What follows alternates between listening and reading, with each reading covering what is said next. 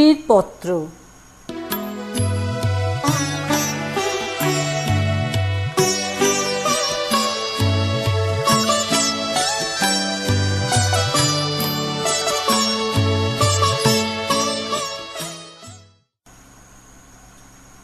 শ্রীচরণ কমলেশু, আজ 15 বছর আমাদের বিবাহ হয়েছে। আজ পর্যন্ত তোমাকে চিঠি লিখিনি। চিরদিন কাছেই পড়ে আছি। মুখের কথা অনেক শুনেছ, আমিও শুনেছি। চিঠি লেখবার মতো ফাঁকটুকু পাওয়া যায়নি। আজ আমি এসেছি তীর্থ করতে শ্রীক্ষেত্রে। তুমি আছো তোমার আপিসের কাজে। শামুকের সঙ্গে খোলসের যে সম্বন্ধ, কলকাতার সঙ্গে তোমার তাই।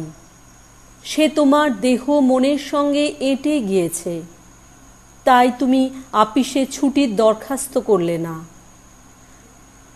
বিধাতার তাই অভিপ্রায় ছিল, তিনি আমার ছুটির দরখাস্ত মঞ্জুর করেছেন। আমি তোমাদের মেজ বউ। আজ 15 বছরের পরে এই সমুদ্রের ধারে দাঁড়িয়ে জানতে পেরেছি, আমার জগৎ এবং জগদীশ্বরের সঙ্গে আমার অন্য সম্বন্ধও আছে। তাই আজ সাহস করে এই চিঠিখানি লিখছি।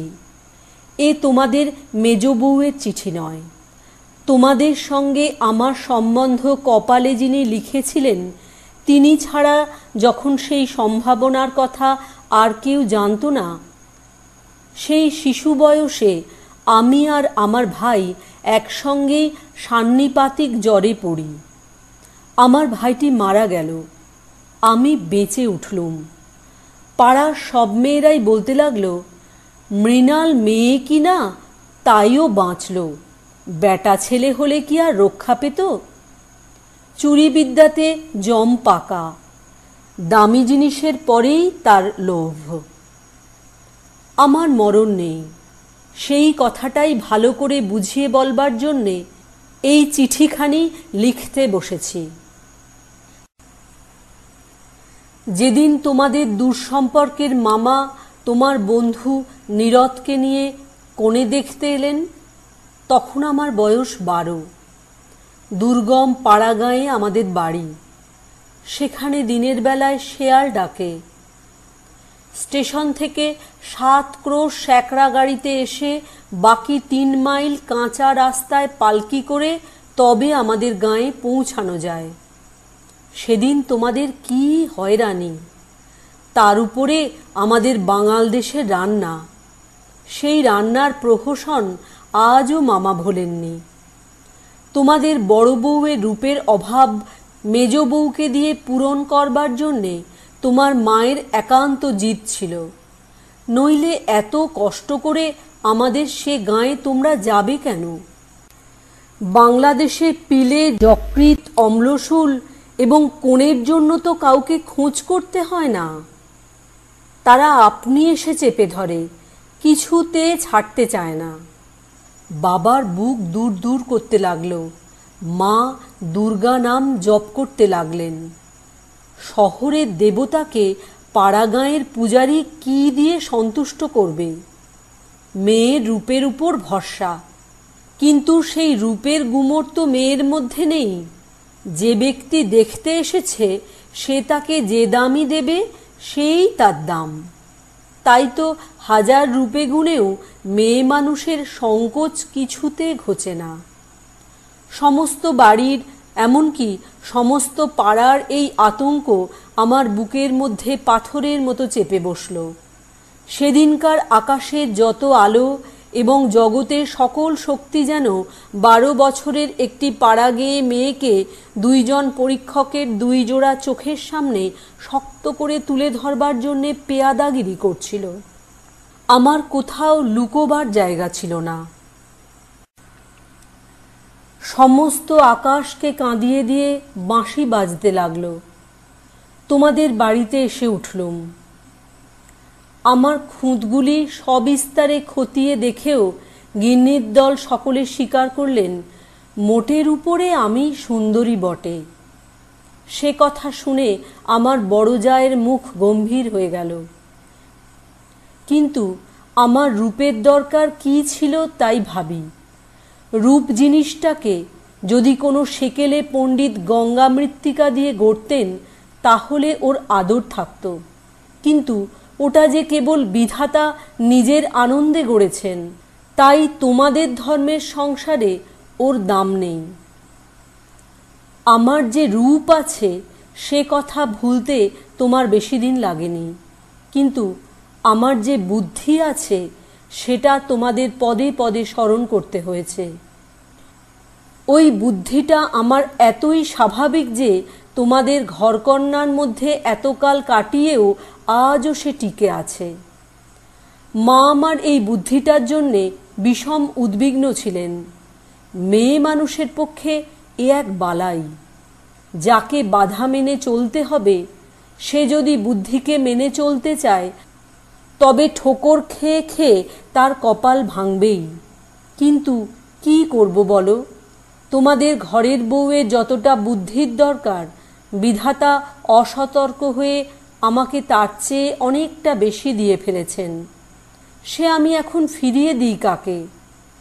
তোমরা আমাকে মেয়ে জ্যাঠা বলে দুবেলা গাল দিয়েছ। কটু কথাই হচ্ছে অক্ষমের সান্ত্বনা। অতএব সে আমি ক্ষমা করলুম।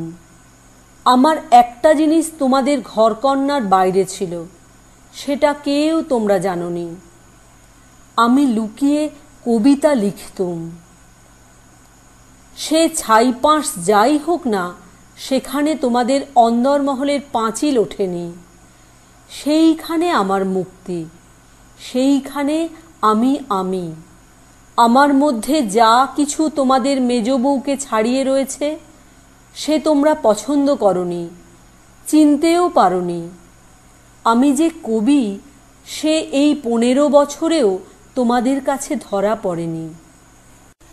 তোমাদের ঘরের প্রথম স্মৃতির মধ্যে সবচেয়ে যেটা আমার মনে জাগছে সে তোমাদের গোয়াল ঘর। অন্দরমহলের সিঁড়িতে ওঠবার ঠিক পাশের ঘরেই তোমাদের গরু থাকে। সামনের উঠোনটুকু ছাড়া তাদের আর নড়বার জায়গা নেই। সেই উঠোনের কোণে তাদের জাবনা দেবার কাঠের গামলা। সকালে বেহারার নানা কাজ। উপবাসী গরুগুলো ততক্ষণ সেই গামলার ধারগুলো চেটে চেটে চিবিয়ে চিবিয়ে খাবলা করে দিত। আমার প্রাণ কাঁদত। আমি পাড়াগাঁয়ের মেয়ে। তোমাদের বাড়িতে যেদিন নতুন এলুম সেদিন সেই 2টি গরু এবং 3টি বাছুরি সমস্ত শহরের মধ্যে আমার চিরপরিচিত আত্মীয়ের মতো আমার চোখে ঠেকল। যতদিন নতুন বউ ছিলুম নিজে না খেয়ে লুকিয়ে ওদের খাওয়াতুম। যখন বড় হলুম তখন গরুর প্রতি আমার প্রকাশ্য মমতা লক্ষ্য করে আমার ঠাট্টার সম্পর্কীয়েরা আমার গোত্র সম্বন্ধে সন্দেহ প্রকাশ করতে লাগলেন। আমার মেয়েটি জন্ম নিয়েই মারা গেল। আমাকেও সে সঙ্গে যাবার সময় ডাক দিয়েছিল। সে যদি বেঁচে থাকতো তাহলে সেই আমার জীবনে যা কিছু বড়, যা কিছু সত্য সমস্ত এনে দিত। তখন মেজ বউ থেকে একেবারে মা হয়ে বসতুম। মা যে এক সংসারের মধ্যে থেকেও বিশ্ব সংসারের। মা হবার দুঃখটুকু পেলুম, কিন্তু মা হবার মুক্তিটুকু পেলুম না।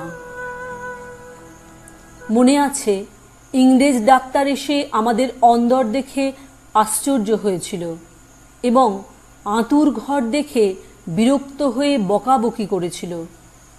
সদরে তোমাদের একটুখানি বাগান আছে, ঘরে সাজসজ্জা আসবাবের অভাব নেই, আর অন্দরটা যেন পশমের কাঠের উল্টো পিঠ। সেদিকে কোনো লজ্জা নেই, শ্রী নেই, সজ্জা নেই। সেদিকে আলো মিটমিট করে জ্বলে, হাওয়া চোরের মতো প্রবেশ করে। উঠোনের আবর্জনা নড়তে চায় না। দেয়ালের এবং মেঝের সমস্ত কলঙ্ক অক্ষয় হয়ে বিরাজ করে। কিন্তু ডাক্তার একটা ভুল করেছিল। সে ভেবেছিল এটা বুঝি আমাদের অহোরাত্র দুঃখ দেয়। ঠিক উল্টো, অনাদর জিনিসটাই ছাইয়ের মতো। সে ছাই আগুনকে হয়তো ভিতরে ভিতরে জমিয়ে রাখে, কিন্তু বাইরে থেকে তার তাপটাকে বুঝতে দেয় না। আত্মসম্মান যখন কমে যায় তখন অনাদরকে তো অন্যায্য বলে মনে হয় না। সেই জন্যে তার বেদনা নেই। তাই তো মেয়ে মানুষ দুঃখ বোধ করতেই লজ্জা পায়। আমি তাই বলি, মেয়ে মানুষকে দুঃখ পেতেই হবে এইটে যদি তোমাদের ব্যবস্থা হয়, তাহলে যতদূর সম্ভব তাকে অনাদরে রেখে দেওয়াই ভালো। আদরে দুঃখের ব্যথাটা কেবল বেড়ে ওঠে। যেমন করেই রাখো, দুঃখ যে আছে এ কথা মনে করবার কথাও কোনোদিন মনে আসেনি। আঁতুড় ঘরে মরণ মাথার কাছে এসে দাঁড়ালো, মনে ভয়ই হলো না।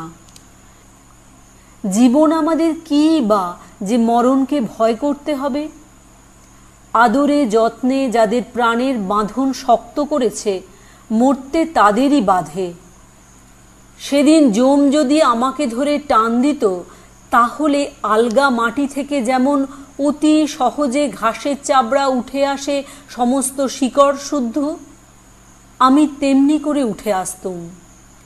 বাঙালি মেয়ে তো কথায় কথায় মরতে চায়, কিন্তু এমন মরায় বাহাদুরিটা কি? মরতে লজ্জা হয়। আমাদের পক্ষে ওটা এতই সহজ। আমার মেয়েটি তো সন্ধ্যা তারার মতো ক্ষণকালের জন্যে উদয় হয়েই অস্ত গেল।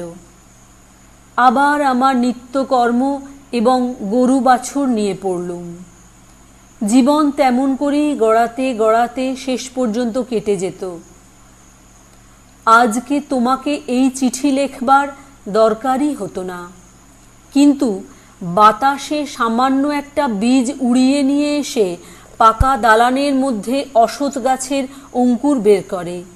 শেষকালে সেইটুকু থেকে ইট কাঠের বুকের পাঁজর বিদীর্ণ হয়ে যায়। আমার সংসারের পাকা বন্দোবস্তের মাঝখানে ছোট একটুখানি জীবনের কণা কোথা থেকে উড়ে এসে পড়ল। তারপর থেকে ফাটল শুরু হলো। বিধবা মার মৃত্যুর পরে আমার বড় জায়ের বোন বিন্দু তার খুড়তুতো ভাইদের অত্যাচারে আমাদের বাড়িতে তার দিদির কাছে এসে যেদিন আশ্রয় নিলে, তোমরা সেদিন ভাবলে এ আবার কোথাকার আপদ। আমার পোড়া স্বভাব, কি করব বলো? দেখলুম তোমরা সকলেই মনে মনে বিরক্ত হয়ে উঠেছ। সেই জন্যেই এই নিরাশ্রয় মেয়েটির পাশে আমার সমস্ত মন যেন একেবারে কোমর বেঁধে দাঁড়ালো।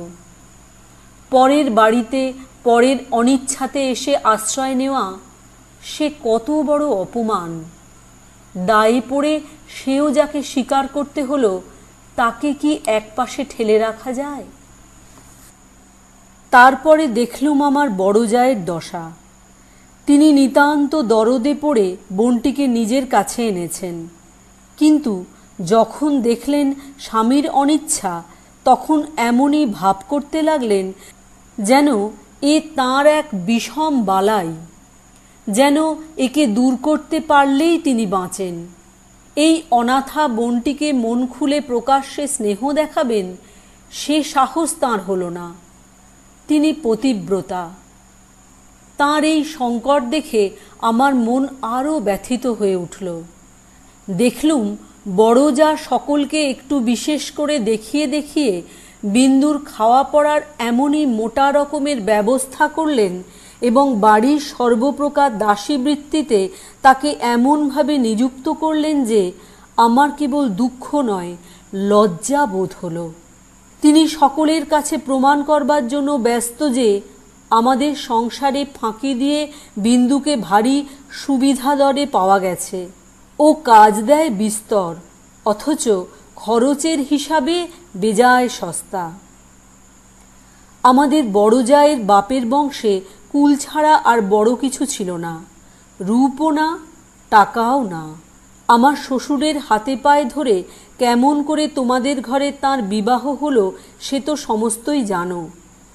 তিনি নিজের বিবাহটাকে এ বংশের প্রতি বিষম এক অপরাধ বলেই চিরকাল মনে জেনেছেন। সেই জন্যে সকল বিষয়ে নিজেকে যতদূর সম্ভব সংকুচিত করে তোমাদের ঘরে তিনি অতি অল্প জায়গা জুড়ে থাকেন। কিন্তু তাঁর এই সাধু দৃষ্টান্তে আমাদের বড় মুশকিল হয়েছে। আমি সকল দিকে আপনাকে অত অসম্ভব খাটো করতে পারিনি। আমি যেটাকে ভালো বলে বুঝি আর কারো খাতিরে সেটাকে মন্দ বলে মেনে নেওয়া আমার কর্ম নয়। তুমিও তার অনেক প্রমাণ পেয়েছ। বিন্দুকে আমি আমার ঘরে টেনে নিলুম। দিদি বললেন, মেজবউ গরিবের ঘরের মেয়ের মাথাটি খেতে বসলেন। আমি যেন বিষম এক বিপদ ঘটালুম এমনিভাবে তিনি সকলের কাছে নালিশ করে বেড়ালেন। কিন্তু আমি নিশ্চয় জানি তিনি মনে মনে বেঁচে গেলেন। এখন দোষের বোঝা আমার উপরেই পড়ল।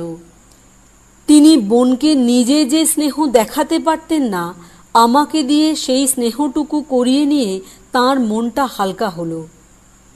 আমার বড় যা বিন্দুর বয়স থেকে 2-4টে অঙ্ক বাদ দিতে চেষ্টা করতেন, কিন্তু তার বয়স যে 14-র চেয়ে কম ছিল না এ কথা লুকিয়ে বললে অন্যায় হতো না। তুমি তো জানো সে দেখতে এতই মন্দ ছিল যে পড়ে গিয়ে সে যদি মাথা ভাঙত তবে ঘরের মেজেটার জন্যই লোকে উদ্বিগ্ন হতো। কাজেই পিতামাতার অভাবে কেউ তাকে বিয়ে দেবার ছিল না, এবং তাকে বিয়ে করবার মতো মনের জোরই বা কজন লোকের ছিল। বিন্দু বড় ভয়ে ভয়ে আমার কাছে এলো, যেন আমার গায়ে তার ছোঁয়াচ লাগলে আমি সইতে পারবো না। বিশ্ব সংসারে তার যেন জন্মাবার কোনো শর্ত ছিল না, তাই সে কেবলই পাশ কাটিয়ে চোখ এড়িয়ে চলত। তার বাপের বাড়িতে তার খুড়তুতো ভাইরা তাকে এমন একটি কোনো ছেড়ে দিতে চায়নি যে কোনো একটা অনাবশ্যক জিনিস পড়ে থাকতে পারে। অনাবশ্যক আবর্জনা ঘরের আশেপাশে অনায়াসে স্থান পায়, কেননা মানুষ তাকে ভুলে যায়। কিন্তু অনাবশ্যক মেয়ে মানুষ যে একে অনাবশ্যক, তার উপরে তাকে ভোলাও শক্ত। সেই জন্য আস্তা কুড়েও তার স্থান নেই। অথচ বিন্দুর খুড়তুতো ভাইরা যে জগতে পরমাবশ্যক পদার্থ তা বলবার জো নেই, কিন্তু তারা বেশ আছে। তাই বিন্দুকে যখন আমার ঘরে ডেকে আনলুম তার বুকের মধ্যে কাঁপতে লাগলো। তার ভয় দেখে আমার বড় দুঃখ হলো। আমার ঘরে যে তার একটুখানি জায়গা আছে সেই কথাটি আমি অনেক আদর করে তাকে বুঝিয়ে দিলুম। কিন্তু আমার ঘর তো শুধু আমারই ঘর নয়, কাজেই আমার কাজটি সহজ হলো না। 2-4 দিন আমার কাছে থাকতেই তার গায়ে লাল লাল কি উঠল। হয়তো সে ঘামাচি, নয়তো আর কিছু হবে।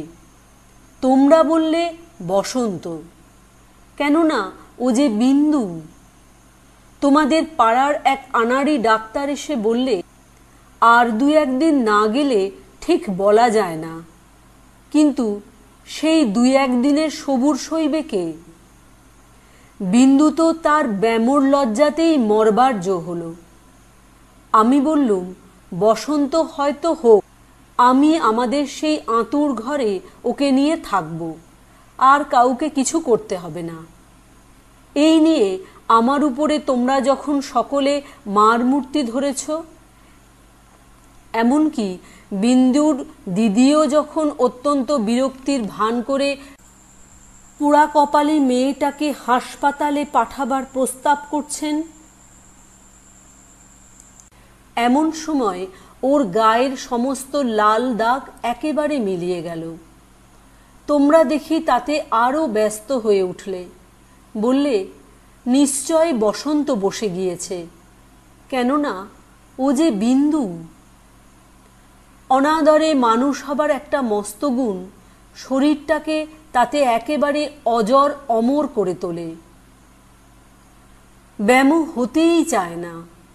মরার সদর রাস্তাগুলো একেবারেই বন্ধ। রোগ তাই ওকে ঠাট্টা করে গেল, কিছুই হলো না। কিন্তু এটা বেশ বোঝা গেল পৃথিবীর সবচেয়ে অকিঞ্চিতকর মানুষকে আশ্রয় দেওয়াটাই সবচেয়ে কঠিন। আশ্রয়ের দরকার তার যত বেশি, আশ্রয়ের বাধাও তেমনই বিষম। আমার সম্বন্ধে বিন্দুর ভয় যখন ভাঙল, তখন ওকে আর এক গেরোয় ধরল।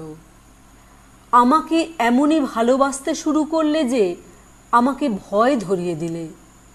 ভালোবাসার এরকম মূর্তি সংসারে তো কোনোদিন দেখিনি। বইয়েতে পড়েছি বটে, সেও মেয়ে পুরুষের মধ্যে। আমার যে রূপ ছিল সে কথা আমার মনে করবার কোনো কারণ বহুকাল ঘটেনি। এতদিন পরে সেই রূপটা নিয়ে পড়ল এই কুশ্রী মেয়েটি। আমার মুখ দেখে তার চোখের আশ আর মিটত না। বলতো, দিদি, তোমার এই মুখখানি আমি ছাড়া আর কেউ দেখতে পায়নি। যেদিন আমি নিজের চুল নিজে বাঁধতুম, সেদিন তার ভারী অভিমান। আমার চুলের বোঝা 2 হাত দিয়ে নাড়তে চাড়তে তার ভারী ভালো লাগতো। কোথাও নিমন্ত্রণে যাওয়া ছাড়া আমার সাজগোজের তো দরকার ছিল না। কিন্তু বিন্দু আমাকে অস্থির করে রোজই কিছু না কিছু সাজ করাতো। মেয়েটা আমাকে নিয়ে একেবারে পাগল হয়ে উঠল। তোমাদের অন্দরমহলে কোথাও জমি 1 ছটাক নেই। উত্তর দিকের পাঁচিলের গায়ে নর্দমার ধারে কোনো গতিকে একটা গাব গাছ জন্মেছে। যেদিন দেখতুম সেই গাবের গাছে নতুন পাতাগুলি রাঙা টকটকে হয়ে উঠেছে, সেই দিন জানতুম ধরাতলে বসন্ত এসেছে বটে। আমার ঘরকন্নার মধ্যে ওই অনাদৃত মেয়েটার চিত্ত যেদিন আগাগোড়া এমন রঙিন হয়ে উঠল, সেদিন আমি বুঝলুম হৃদয়ের জগতেও একটা বসন্তের হাওয়া আছে। সে কোনো স্বর্গ থেকে আসে, গলির মোড় থেকে আসে না। বিন্দুর ভালোবাসার দুঃসহ বেগে আমাকে অস্থির করে তুলেছিল। একবার তার উপর রাগ হতো, সে কথা স্বীকার করি, কিন্তু তারে ভালোবাসার ভিতর দিয়ে আমি আপনার একটি স্বরূপ দেখলুম যা আমি জীবনে আর কোনো দিন দেখিনি। সেই আমার মুক্ত স্বরূপ। এদিকে বিন্দুর মতো মেয়েকে আমি যে এতটা আদর যত্ন করছি, এ তোমাদের অত্যন্ত বাড়াবাড়ি বলে ঠেকল। এর জন্যে খুঁত খুঁত খিটখিটের অন্ত ছিল না। যেদিন আমার ঘর থেকে বাজুবন্ধ চুরি গেল, সেদিন সেই চুরিতে বিন্দুর যে কোনো রকমের হাত ছিল এ কথার আভাস দিতে তোমাদের লজ্জা হলো না। যখন স্বদেশী হাঙ্গামায় লোকের বাড়ি তল্লাশি হতে লাগলো, তখন তোমরা অনায়াসে সন্দেহ করে বসলে যে বিন্দু পুলিশের পোষা মেয়ে চোর। তার আর কোনো প্রমাণ ছিল না, কেবল এই প্রমাণ যে ও বিন্দু। তোমাদের বাড়ির দাসীরা ওর কোনো রকম কাজ করতে আপত্তি করত। তাদের কাউকে ওর কাজ করবার ফরমাশ করলে ও মেয়েও একেবারে সংকোচে যেন আড়ষ্ট হয়ে উঠত। এই সকল কারণেই ওর জন্যে আমার খরচ বেড়ে গেল। আমি বিশেষ করে একজন আলাদা দাসী রাখলুম। সেটা তোমাদের ভালো লাগেনি। বিন্দুকে আমি যেসব কাপড় পরতে দিতুম তা দেখে তুমি এত রাগ করেছিলে যে আমার হাত খরচের টাকা বন্ধ করে দিলে। তারপর দিন থেকে আমি 5 শিকে দামে জোড়া মোটা কোড়া কলের ধুতি পরতে আরম্ভ করে দিলুম। আর মতির মা যখন আমার এঁটো ভাতের থালা নিয়ে যেতে এলো, তাকে বারণ করে দিলুম। আমি নিজে উঠোনের কলতলায় গিয়ে এঁটো ভাত বাছুরকে খাইয়ে বাসন মেজেছি। একদিন হঠাৎ সেই দৃশ্যটি দেখে তুমি খুব খুশি হওনি। আমাকে খুশি না করলেও চলে, আর তোমাদের খুশি না করলেই নয়, এই সুবুদ্ধিটা আজ পর্যন্ত আমার ঘটে এলো না। এদিকে তোমাদের রাগও যেমন বেড়ে উঠেছে, বিন্দুর বয়সও তেমনি বেড়ে চলেছে। সেই স্বাভাবিক ব্যাপারে তোমরা অস্বাভাবিক রকমে বিব্রত হয়ে উঠেছিলে। একটা কথা মনে করে আমি আশ্চর্য হই, তোমরা জোর করে কেন বিন্দুকে তোমাদের বাড়ি থেকে বিদায় করে দাওনি। আমি বেশ বুঝি তোমরা আমাকে মনে মনে ভয় করো।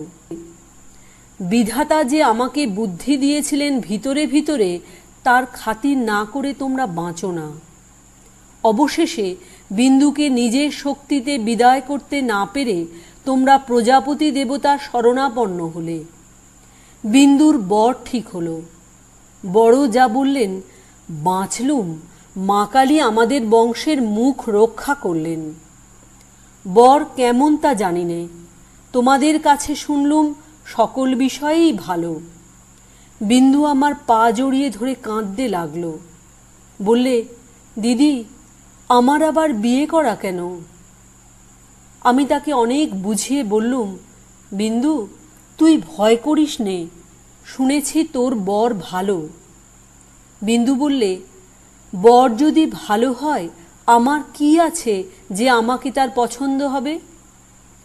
বরপক্ষেরা বিন্দুকে তো দেখতে আসবার নামও করলে না।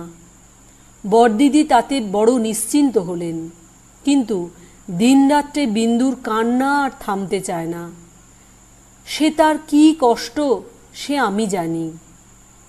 বিন্দুর জন্যে আমি সংসারে অনেক লড়াই করেছি, কিন্তু ওর বিবাহ বন্ধ হোক এ কথা বলবার সাহস আমার হলো না।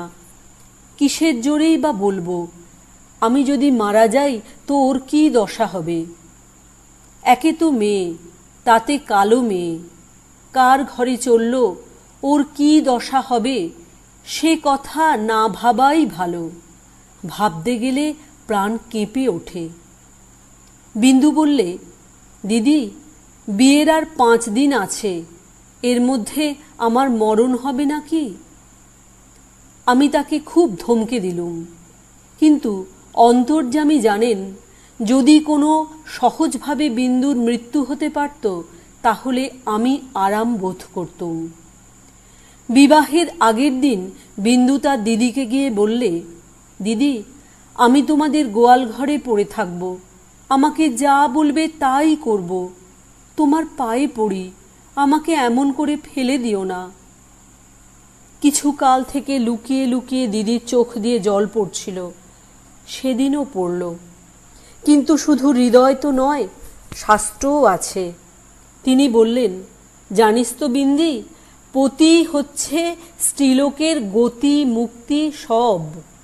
কপালে যদি দুঃখ থাকে তো কেউ খণ্ডাতে পারবে না। আসল কথা হচ্ছে কোনো দিকে কোনো রাস্তাই নেই, বিন্দুকে বিবাহ করতেই হবে, তারপরে যা হয় তা হোক। আমি চেয়েছিলুম বিবাহটা যাতে আমাদের বাড়িতেই হয়, কিন্তু তোমরা বলে বসলে বরের বাড়িতেই হওয়া চাই, সেটা তাদের কৌলিক প্রথা। আমি বুঝলুম বিন্দুর বিবাহের জন্যে যদি তোমাদের খরচ করতে হয় তবে সেটা তোমাদের গৃহদেবতার কিছুতেই সইবে না। কাজেই চুপ করে যেতে হলো। কিন্তু একটি কথা তোমরা কেউ জানো না। দিদিকে জানাবার ইচ্ছে ছিল, কিন্তু জানাইনি, কেননা তাহলে তিনি ভয়েই মরে যেতেন। আমার কিছু কিছু গয়না দিয়ে আমি লুকিয়ে বিন্দুকে সাজিয়ে দিয়েছিলুম, বোধ করি দিদির চোখে সেটা পড়ে থাকবে, কিন্তু সেটা তিনি দেখেও দেখেননি। দোহাই ধর্মের, সেজন্যে তোমরা তাকে ক্ষমা করো। যাবার আগে বিন্দু আমাকে জড়িয়ে ধরে বললে, দিদি, আমাকে তোমরা তাহলে নিতান্তই ত্যাগ করলে? আমি বললুম, না বিন্দি, তোর যেমন দশাই হোক না কেন আমি তোকে শেষ পর্যন্ত ত্যাগ করব না। 3 দিন গেল। তোমাদের তালুকের প্রজা খাবার জন্যে তোমাকে যে ভেড়া দিয়েছিল তাকে তোমার জঠরাগ্নি থেকে বাঁচিয়ে আমি আমাদের একতলায় কয়লা রাখবার ঘরের এক পাশে বাস করতে দিয়েছিলুম। সকালে উঠেই আমি নিজে তাকে দানা খাইয়ে আসতুম। তোমার চাকরদের প্রতি 2-1 দিন নির্ভর করে দেখেছি, তাকে খাওয়ানোর চেয়ে তাকে খাওয়ার প্রতিই তাদের বেশি ঝোঁক। সেদিন সকালে সেই ঘরে ঢুকে দেখি বিন্দু এক কোণে জড়সড় হয়ে বসে আছে। আমাকে দেখেই আমার পা জড়িয়ে ধরে লুটিয়ে পড়ে নিঃশব্দে কাঁদতে লাগল। বিন্দুর স্বামী পাগল। সত্যি বলছিস বিন্দি? এত বড় মিথ্যা কথা তোমার কাছে বলতে পারি দিদি? তিনি পাগল। শ্বশুরের এই বিবাহে মত ছিল না, কিন্তু তিনি আমার শাশুড়িকে যমের মতো ভয় করেন। তিনি বিবাহের পূর্বেই কাশী চলে গেছেন। শাশুড়ি জেদ করে তাঁর ছেলের বিয়ে দিয়েছেন। আমি সেই রাশ করা কয়লার উপর বসে পড়লুম। মেয়ে মানুষকে মেয়ে মানুষ দয়া করে না, বলে ও তো মেয়ে মানুষ বই তো নয়। ছেলে হোক না পাগল, সে তো পুরুষ বটে। বিন্দুর স্বামীকে হঠাৎ পাগল বলে বোঝা যায় না, কিন্তু একদিন সে এমন উন্মাদ হয়ে ওঠে যে তাকে ঘরে তালা বন্ধ করে রাখতে হয়। বিবাহে রাত্রে সে ভালো ছিল, কিন্তু রাত জাগা প্রভৃতি উৎপাতে দ্বিতীয় দিন থেকে তার মাথা একেবারে খারাপ হয়ে উঠল। বিন্দু দুপুরবেলায় পিতলের থালায় ভাত খেতে বসেছিল। হঠাৎ তার স্বামী থালা শুদ্ধ ভাত টেনে উঠোনে ফেলে দিলে। হঠাৎ কেন তার মনে হয়েছে বিন্দু স্বয়ং রানী রাসমণি। বেহারাটা নিশ্চয় সোনার থালা চুরি করে রানীকে তার নিজের থালায় ভাত খেতে দিয়েছে। এই তার রাগ। বিন্দু তো ভয়ে মরে গেল। তৃতীয় রাত্রে শাশুড়ি তাকে যখন স্বামীর ঘরে শুতে বললে, বিন্দুর প্রাণ শুকিয়ে গেল। শাশুড়ি তার প্রচণ্ড, রাগলে জ্ঞান থাকে না।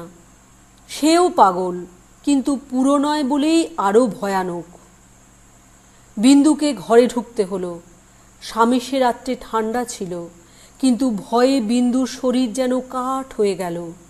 স্বামী যখন ঘুমিয়েছে অনেক রাত্রে, সে অনেক কৌশলে পালিয়ে চলে এসেছে। তার বিস্তারিত বিবরণ লেখবার দরকার নেই। ঘৃণায় রাগে আমার সকল শরীর জ্বলতে লাগলো। আমি বললুম, এমন ফাঁকির বিয়ে বিয়েই নয়। বিন্দু, তুই যেমন ছিলি তেমনি আমার কাছে থাক, দেখি তোকে কে নিয়ে যেতে পারে। তোমরা বললে বিন্দু মিথ্যা কথা বলছে। আমি বললুম, ও কখনো মিথ্যা বলেনি। তোমরা বললে, কেমন করে জানলে? আমি বললুম, আমি নিশ্চয় জানি। তোমরা ভয় দেখালে। বিন্দুর শ্বশুরবাড়ির লোকে পুলিশ কেস করলে মুশকিলে পড়তে হবে। আমি বললুম, ফাঁকি দিয়ে পাগল বরের সঙ্গে ওর বিয়ে দিয়েছে, এ কথা কি আদালত শুনবে না? তোমরা বললে, তবে কি এই নিয়ে আদালত করতে হবে নাকি? কেন, আমাদের দায় কিসের? আমি বললুম, আমি নিজের গয়না বেচে যা করতে পারি করব। তোমরা বললে, উকিল বাড়ি ছুটবে নাকি? এ কথার জবাব নেই। কপালে করাঘাত করতে পারি, তার বেশি আর কি করব? ওদিকে বিন্দুর শ্বশুরবাড়ি থেকে ওর ভাসুর এসে বাইরে বিষম গোল বাঁধিয়েছে। সে বলছে সে থানায় খবর দেবে। আমার যে কি জোর আছে জানি নে, কিন্তু কসাইয়ের হাত থেকে যে গরু প্রাণ ভয়ে পালিয়ে এসে আমার আশ্রয় নিয়েছে, তাকে পুলিশের তাড়ায় আবার সেই কসাইয়ের হাতে ফিরিয়ে দিতেই হবে, এ কথা কোনো মতেই আমার মন মানতে পারল না। আমি স্পর্ধা করে বললুম, তা দিক থানায় খবর। এই বলে মনে করলুম বিন্দুকে এই বেলা আমার শোবার ঘরে এনে তাকে নিয়ে ঘরে তালা বন্ধ করে বসে থাকি। খোঁজ করে দেখি বিন্দু নেই। তোমাদের সঙ্গে আমার বাদ প্রতিবাদ যখন চলছিল, তখন বিন্দু আপনি বাইরে গিয়ে তার ভাসুরের কাছে ধরা দিয়েছে। বুঝেছে এ বাড়িতে যদি সে থাকে তবে আমাকে সে বিষম বিপদে ফেলবে। মাঝখানে পালিয়ে এসে বিন্দু আপন দুঃখ আরও বাড়ালে।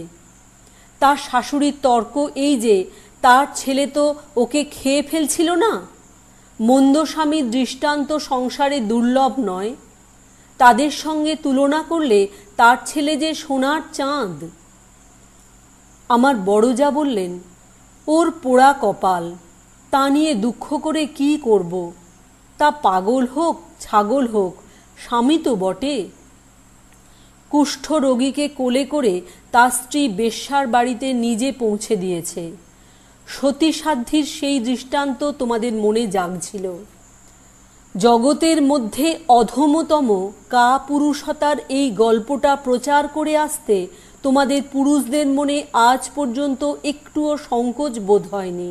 সেই জন্যই মানব জন্ম নিয়েও বিন্দুর ব্যবহারে তোমরা রাগ করতে পেরেছ, তোমাদের মাথা হেঁট হয়নি।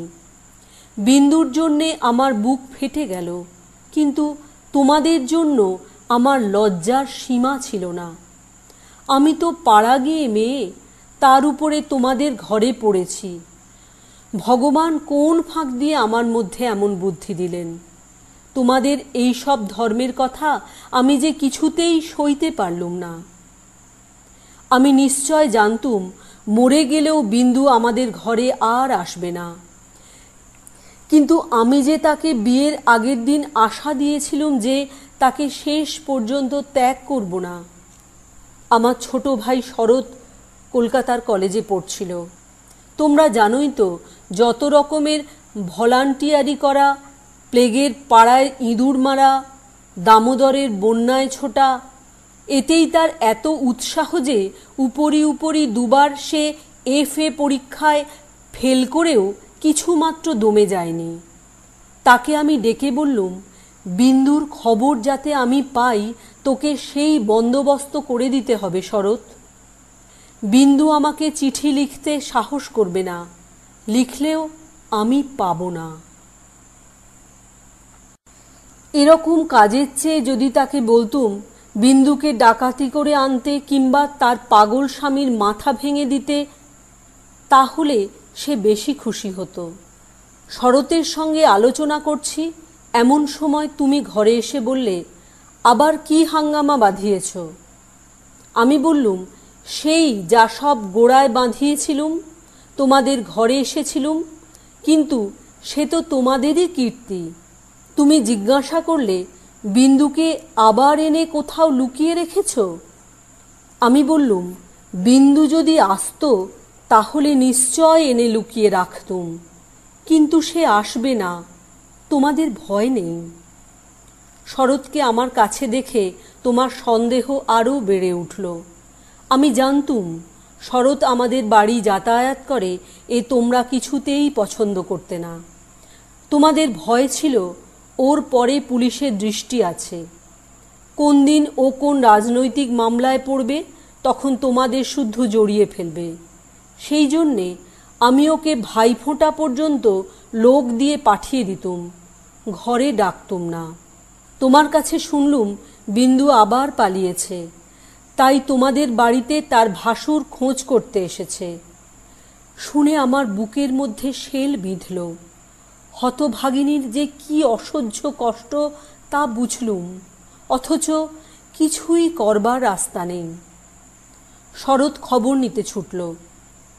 সন্ধ্যার সময় ফিরে এসে আমাকে বলল, বিন্দু তার খুড়তুতো ভাইদের বাড়ি গিয়েছিল, কিন্তু তারা তুমুল রাগ করে তখনই আবার তাকে শ্বশুর বাড়ি পৌঁছে দিয়ে গেছে।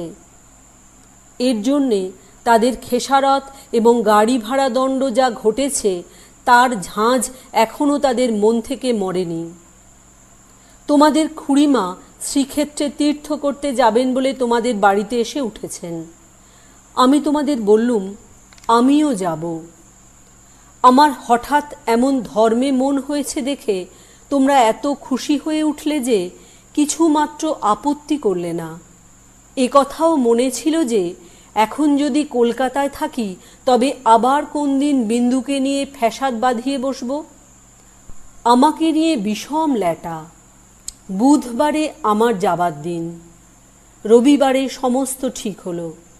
আমি শরৎকে ডেকে বললুম, যেমন করে হোক বিন্দুকে বুধবারে পুরী যাবার গাড়িতে তোকে তুলে দিতে হবে। শরতের মুখ প্রফুল্ল হয়ে উঠল। সে বললে, ভয় নেই দিদি, আমি তাকে গাড়িতে তুলে দিয়ে পুরী পর্যন্ত চলে যাব, ফাঁকি দিয়ে জগন্নাথ দেখা হয়ে যাবে। সেই দিন সন্ধ্যার সময় শরৎ আবার এলো। তার মুখ দেখেই আমার বুক দমে গেল। আমি বললুম, কি শরৎ, সুবিধা হলো না বুঝি? সে বললে, না। আমি বললুম, রাজি করাতে পারলি রে? সে বললে, আর দরকারও নেই। কাল রাত্রিরে সে কাপড়ে আগুন ধরিয়ে আত্মহত্যা করে মরেছে।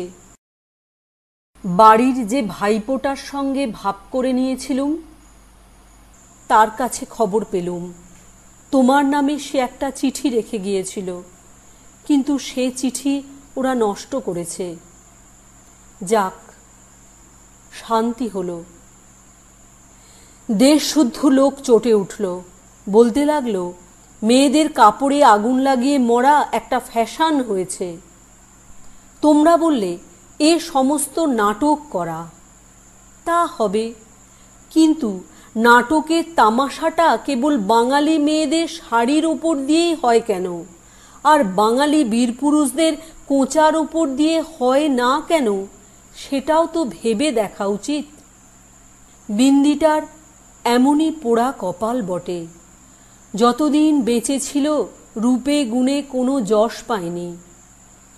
মরবার বেলাও যে একটু ভেবেচিন্তে এমন একটা নতুন ধরনে মরবে, যাতে দেশের পুরুষরা খুশি হয়ে হাততালি দেবে, তাও তার ঘটে এলো না।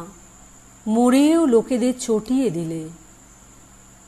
দিদি ঘরের মধ্যে লুকিয়ে কাঁদলেন, কিন্তু সে কান্নার মধ্যে একটা সান্ত্বনা ছিল।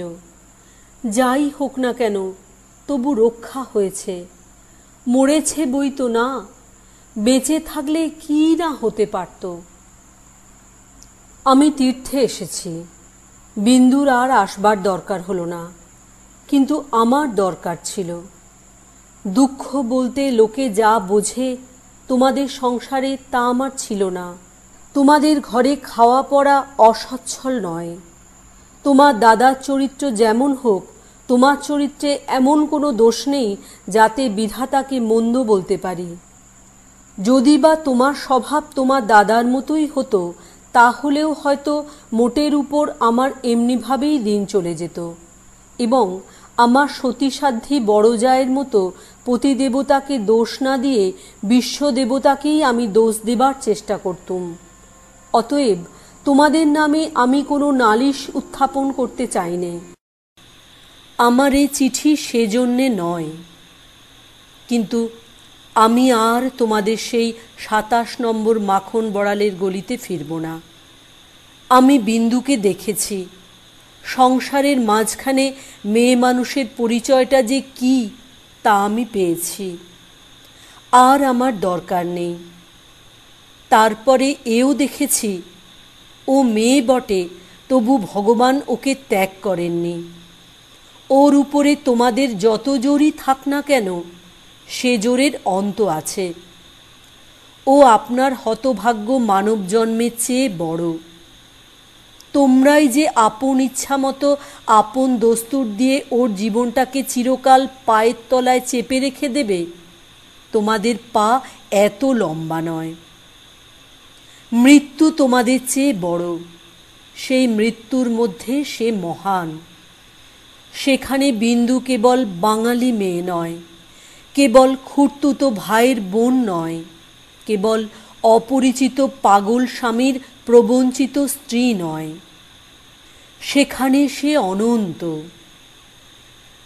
সেই মৃত্যুর বাঁশি এই বালিকার ভাঙা হৃদয়ের ভিতর দিয়ে আমার জীবনে যমুনা পারে যেদিন বাজল, সেদিন প্রথমটা আমার বুকের মধ্যে যেন বাণ বিঁধল। বিধাতাকে জিজ্ঞাসা করলুম, জগতের মধ্যে যা কিছু সবচেয়ে তুচ্ছ, তাই সবচেয়ে কঠিন কেন?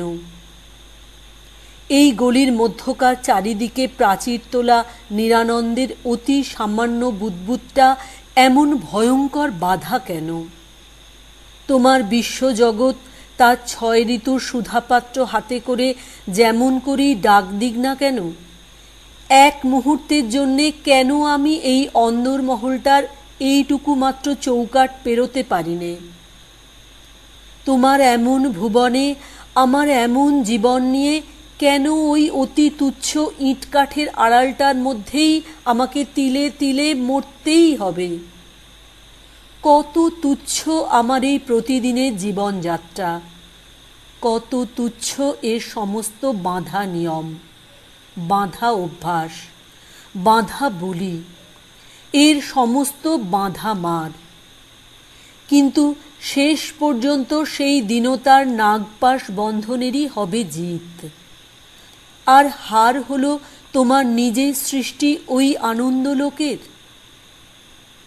কিন্তু মৃত্যুর বাঁশি বাজতে লাগলো।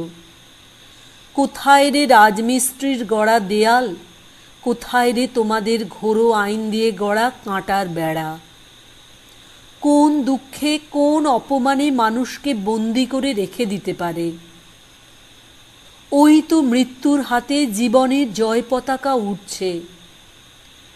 ওরে মেজ বউ, ভয় নেই তোর, তোর মেজ বউয়ের খোলস ছিন্ন হতে এক নিমেষও লাগে না। তোমাদের গলিকে আর আমি ভয় করি নে।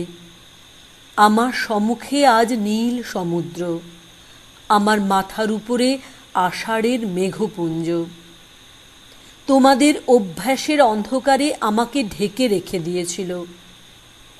ক্ষণকালের জন্য বিন্দু এসে সেই আবরণের ছিদ্র দিয়ে আমাকে ডেকে নিয়েছিল।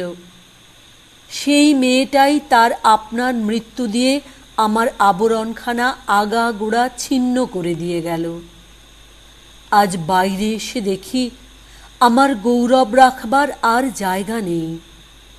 আমার এই অনাদৃত রূপ যার চোখে ভালো লেগেছে, সেই সুন্দর সমস্ত আকাশ দিয়ে আমাকে চেয়ে দেখছেন। এইবার মরেছে মেজ বউ। তুমি ভাবছ আমি মরতে যাচ্ছি?